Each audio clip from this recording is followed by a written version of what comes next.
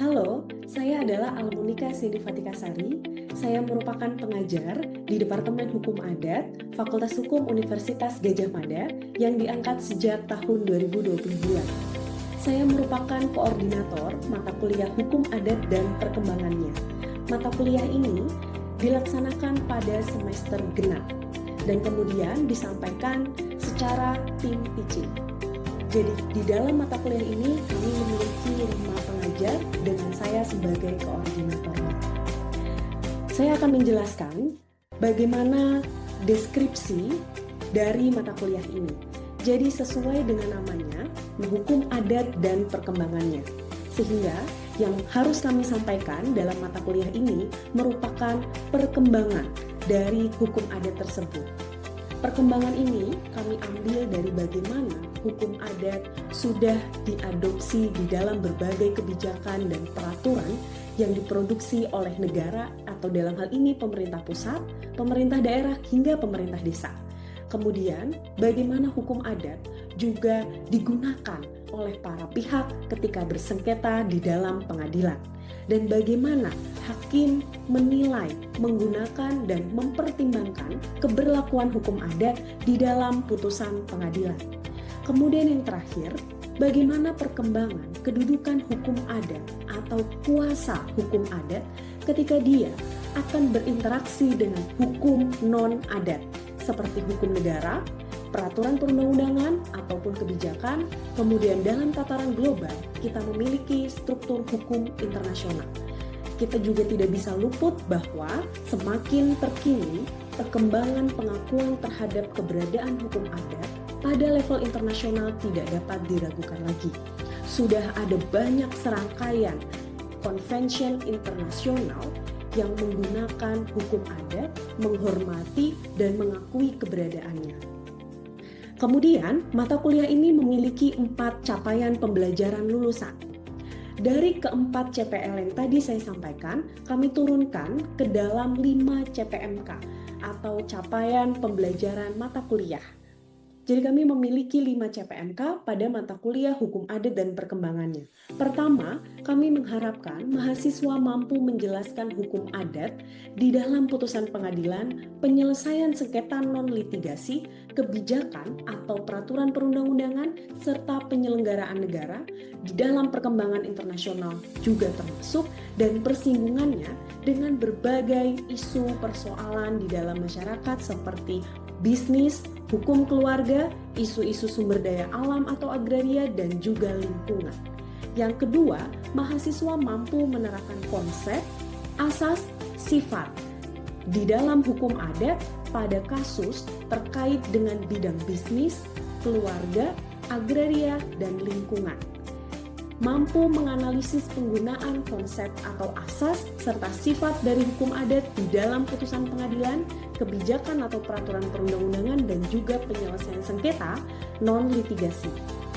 Yang keempat, mahasiswa mampu membandingkan dan menganalisis konsep, asas, sifat di dalam hukum adat terhadap hukum lain.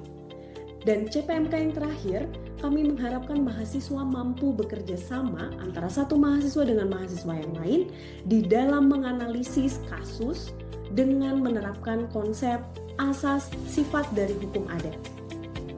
Kemudian, bagaimana cara kami, para tim pengajar, melakukan evaluasi terhadap pemahaman mahasiswa dan juga evaluasi kepada para tim pengajar. Terdapat 5 komponen dan bobot penilaian di dalam mata kuliah ini. Pertama adalah kuis. Kuis ini dikerjakan oleh masing-masing individu setiap mahasiswa. Kami memiliki sebanyak 12 kuis.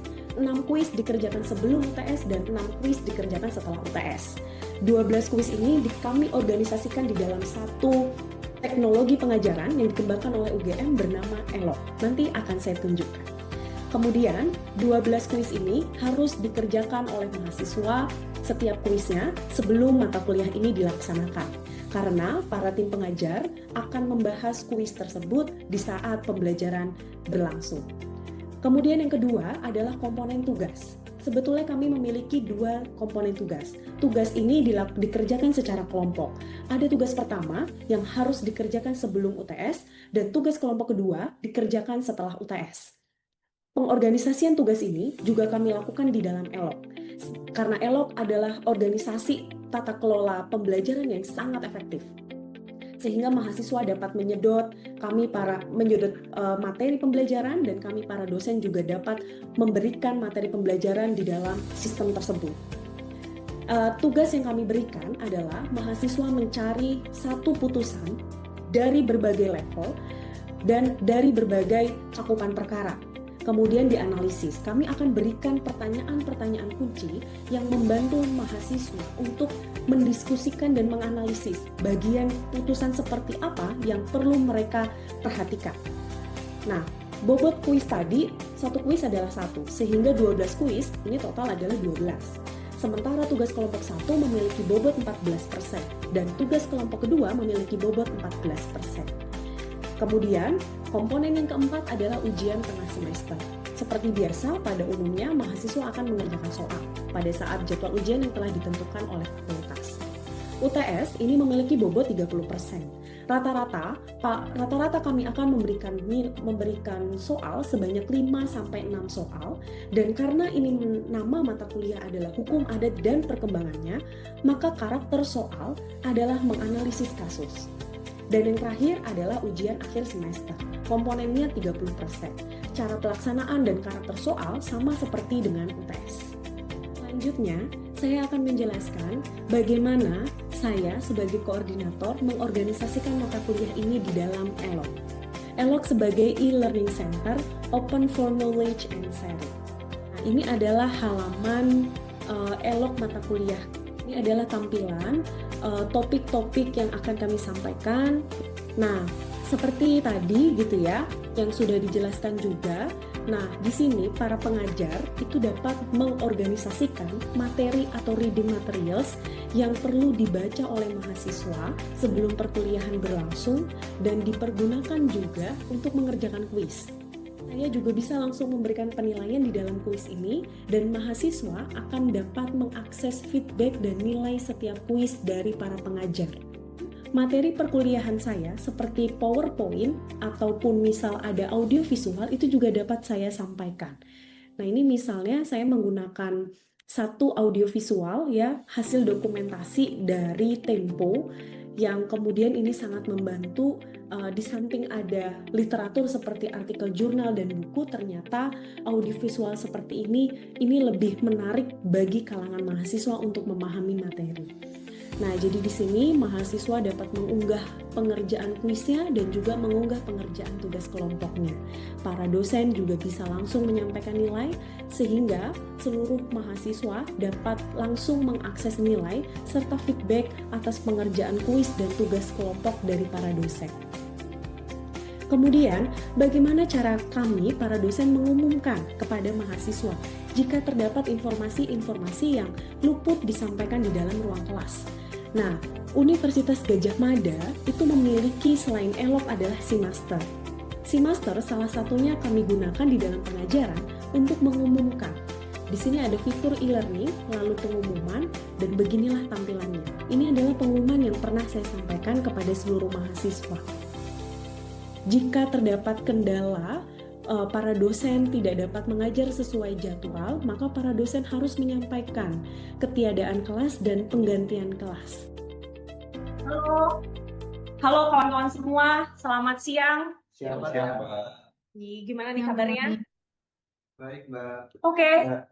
Kalau kawan-kawan yang di Zoom, aman ya suaranya? Oke, sip.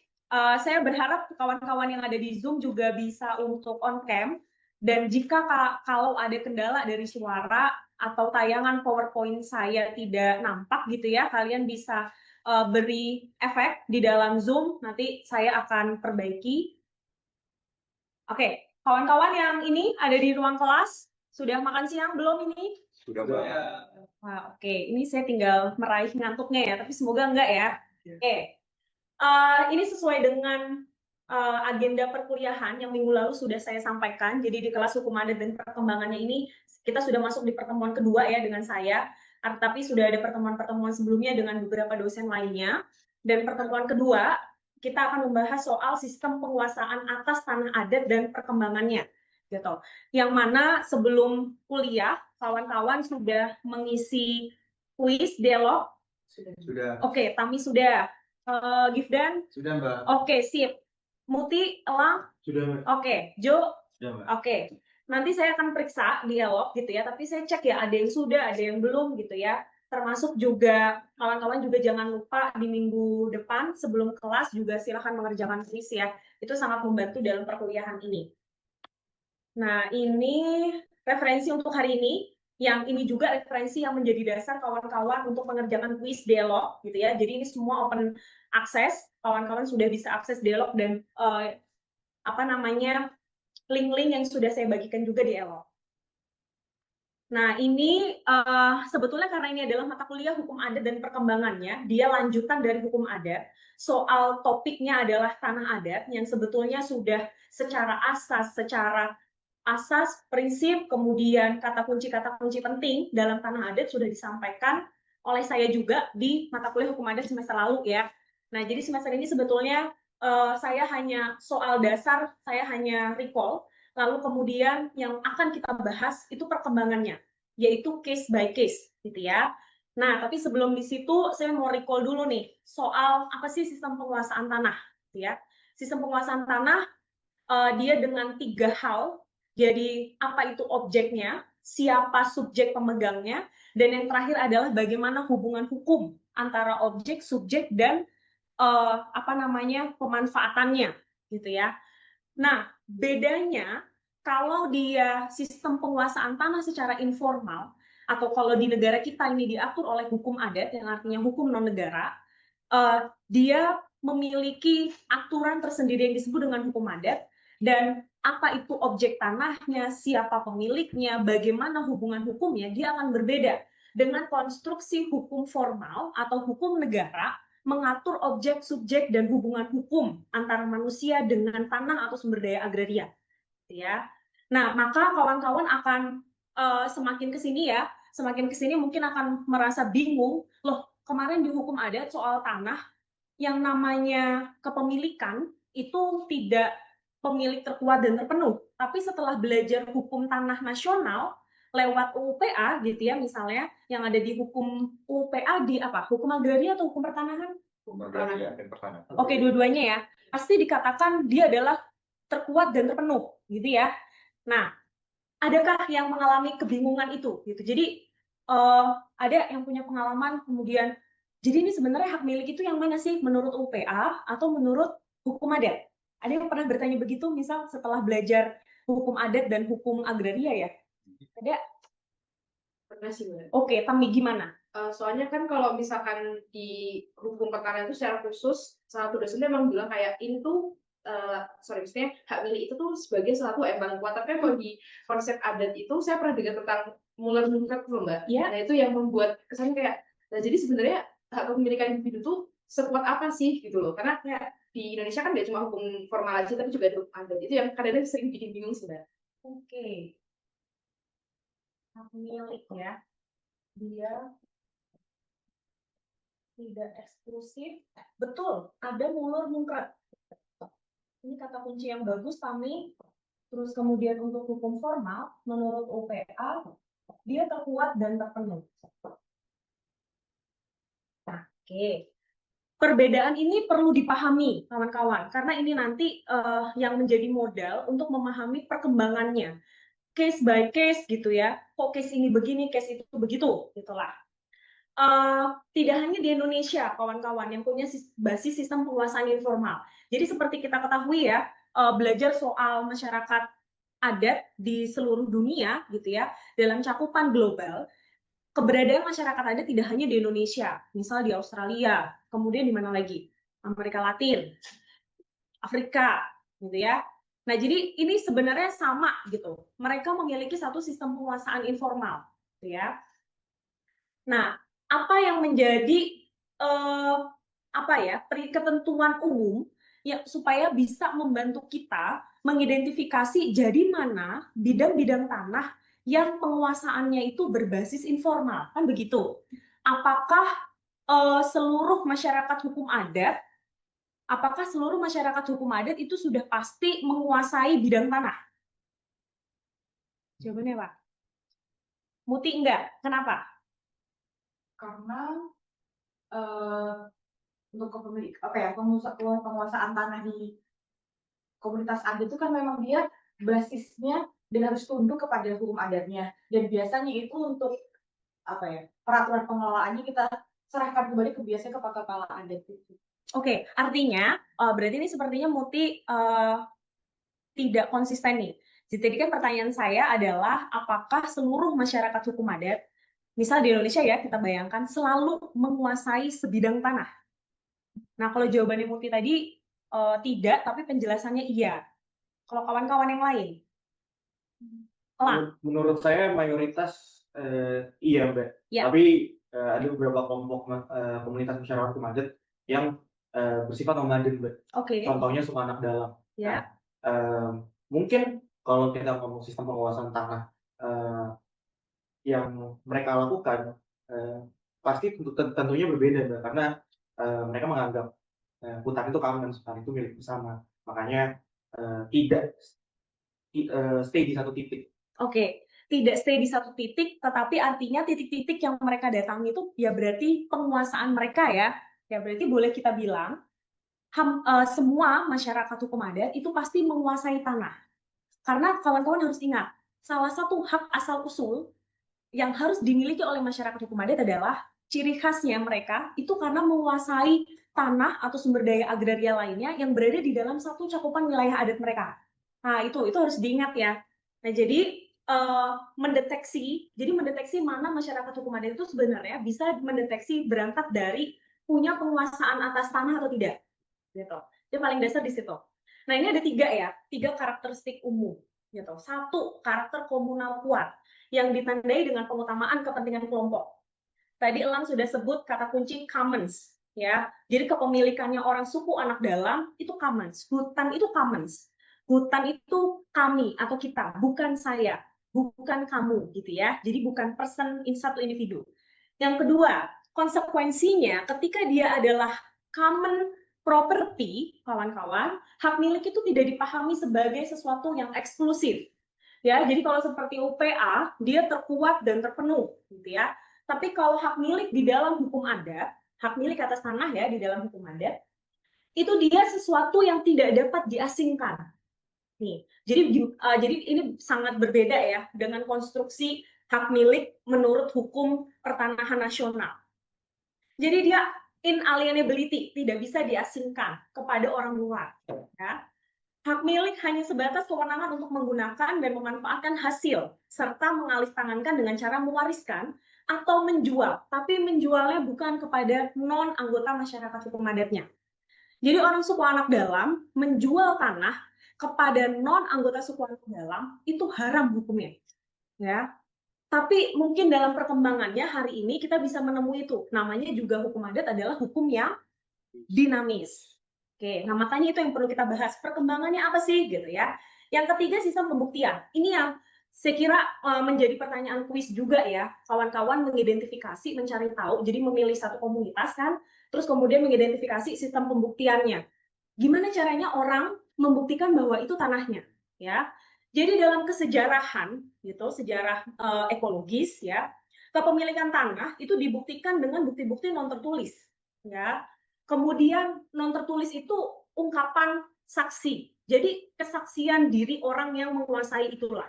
Kemudian kedua, benda-benda fisik. Apakah itu tanaman, apakah itu batas alam gitu. Jadi kalau misal kita kan sering guyon ya, ada bercandaan kalau misal orang Papua menyebut tanah adatnya itu yang mana, ya pokoknya sejauh mata memandang gitu ya. Nah, itu sebetulnya bukan bercandaan atau mitos, itu tuh fakta. Nanti saya kira kayaknya teman-teman tuh ada nih yang mengidentifikasi komunitas di Papua. Siapa? Oke, Niko, Tami, ya. Di Zoom ada yang komunitas di Papua? Saya Mbak Anda. Oke, Destriananda ya. Nah, nanti kita akan cerita ya temuan kawan-kawan. Lalu ya, dalam perkembangannya setelah berinteraksi dengan pasar dan sistem hukum negara, gitu ya, sistem penguasaan tanah informal ini, dia mulai mengadopsi bukti-bukti tertulis seperti surat. Nah, ini yang perkembangannya yang mulai saya tangkap ya. Ada satu, misal kalau di Papua, dia surat pernyataan pelepasan tanah adat. Yang kedua, kalau di Kalimantan Tengah, surat keterangan tanah adat. Nah, nanti kawan-kawan bisa cek ya, kalau di PP pendaftaran tanah, sebetulnya negara kita itu sudah mengakui dokumen-dokumen tertulis yang digunakan oleh masyarakat adat untuk membuktikan tanahnya itu diakui oleh negara sebagai alat bukti. Nah, tapi ingat, setelah adanya Undang-Undang Cipta Kerja, khususnya PP 18 tahun 2021, yang kemudian diturunkan lagi lewat Permen ya, Peraturan Menteri Agraria Nomor 14 tahun 2024, kawan-kawan, alat bukti dokumen-dokumen non formal gitu ya, itu tidak bisa dijadikan sebagai alat bukti kepemilikan, tetapi hanya petunjuk. Nah, ini nih bisa menjadi masalah nih nanti kalau ada konflik atau sengketa perdata soal penguasaan tanah adat di pengadilan. Jadi ini juga menjadi kebimbangan bagi hakim ketika dulu dokumen-dokumen tertulis non formal ini bisa menjadi alat bukti surat yang kuat. Tetapi kemudian setelah Undang-Undang Cipta Kerja dia hanya petunjuk. Sehingga sehingga kebutuhan formalisasi terhadap tanah adat itu sekarang menguat, kawan-kawan. Nah, itu yang akan kita bahas juga, ya. Apa dampaknya ketika tanah adat ini diformalisasi? Oke, tapi sebelum ke situ, saya mau memberikan kesempatan kepada kawan-kawan untuk menjelaskan temuannya, ya. Jadi bagaimana hasil identifikasi kalian terhadap sistem penguasaan tanah adat di komunitas adat yang sudah dipilih? Oke, ini siapa dulu? Yang mau di Zoom dulu kali ya? Di Zoom? Halo kawan-kawan. Halo Mbak, Oke, ini berarti Nanda ya? ya Mbak. Jadi kemarin saya memilih satu komunitas adat di Papua, itu khususnya suku Moai, subsuku Moai Kelim dengan nama marga itu Gelek Malakalawilis Pasa. Nah, mereka memiliki suatu sistem penguasaan tanah adat.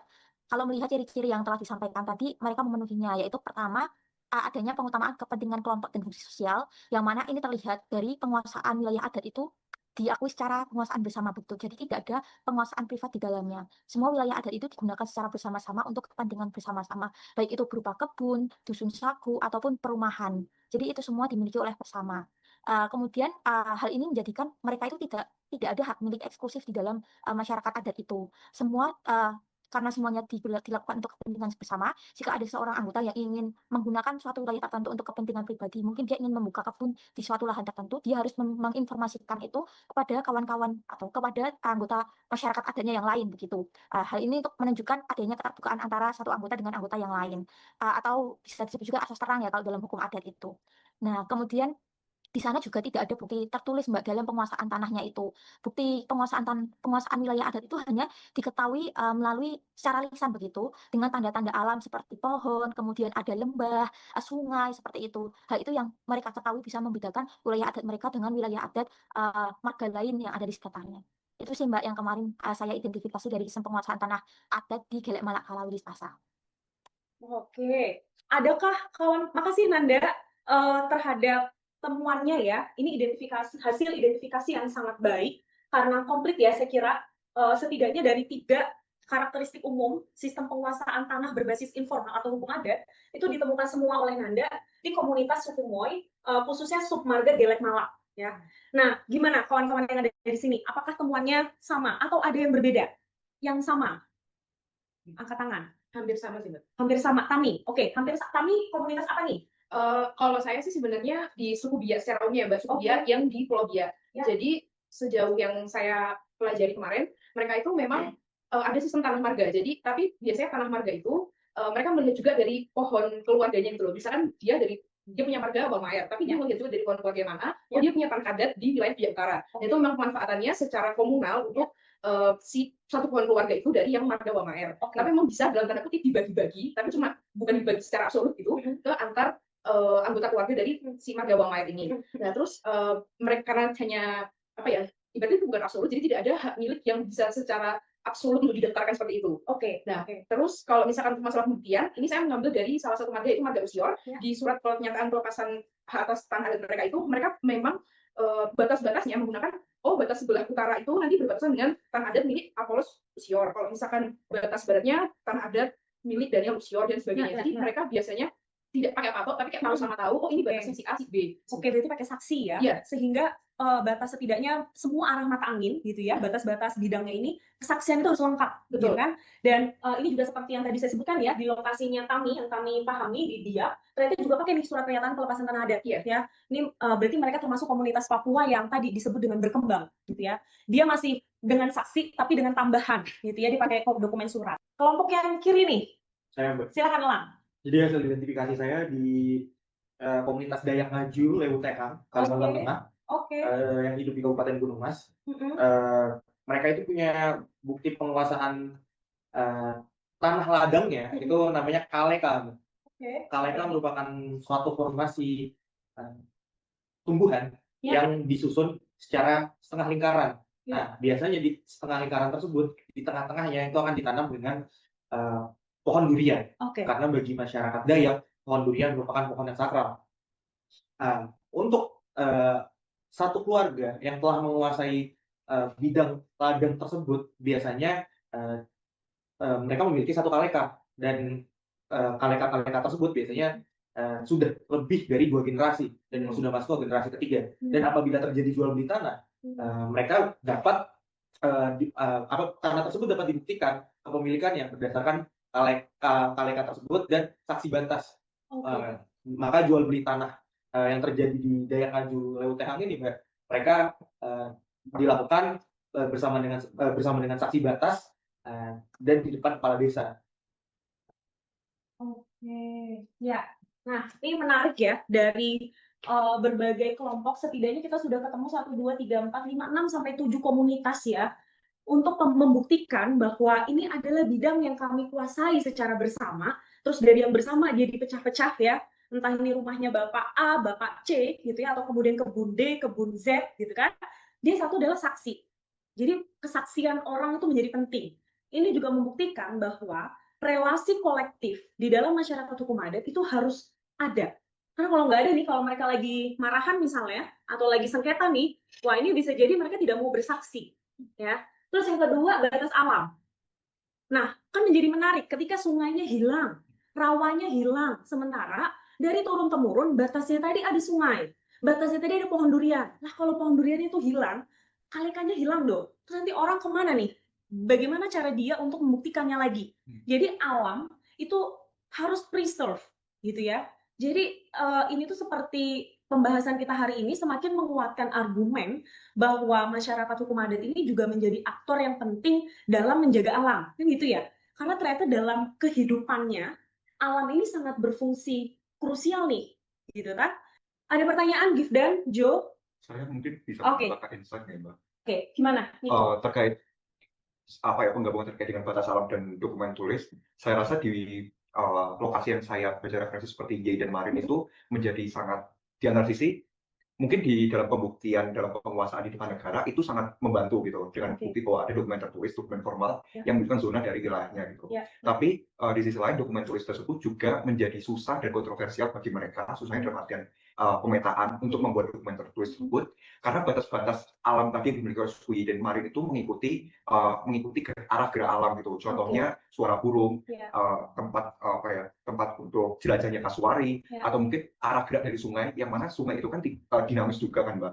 Jika musimnya hujan nanti akan mereka berbelok ke arah mana, musim kering juga akan berbelok ke arah mana gitu.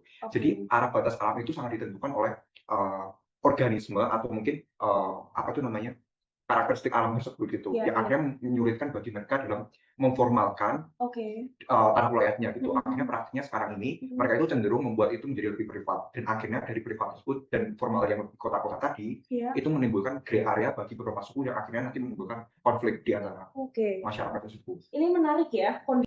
Saya kira cukup pembahasan yang soal identifikasi ini ya. Perkuliahan hari ini saya kira sudah selesai dari saya ya, materinya dari saya. Saya mau mengingatkan ada kuis untuk minggu depan, gitu ya. Teman-teman jangan lupa kerjakan dialog. Oke, ya kawan-kawan terima kasih ya. Kita sudah kuliah panjang gitu kan. Terima kasih atas kehadirannya, atas perhatiannya. Sekali lagi jangan lupa untuk mengerjakan kuis supaya diskusinya enak seperti hari ini ya. Oke, makasih kawan-kawan yang ada di Zoom juga terima kasih ya. Sampai jumpa. Terima Saya kasih, tutup Mbak. ya. Assalamualaikum Terima kasih, warahmatullahi Mbak.